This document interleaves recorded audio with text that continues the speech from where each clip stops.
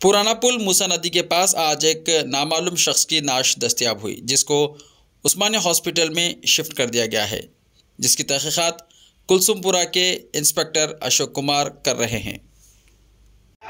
11 बजे police station को एक इन्फॉर्मेशन आई कि एक अननोन बॉडी पुराना पुल के नीचे है बिल के इंफॉर्मेशन को रिसीव करके पुलिस वाला सीन ऑफ ऑफेंस पहुँच गया।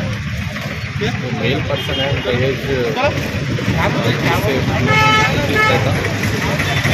बॉडी में पुलिस है, उनके पास एक आइडेंटिटी कार्ड भी मिला।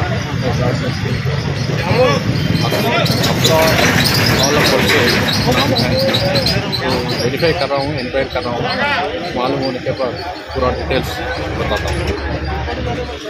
किससे आइडिया?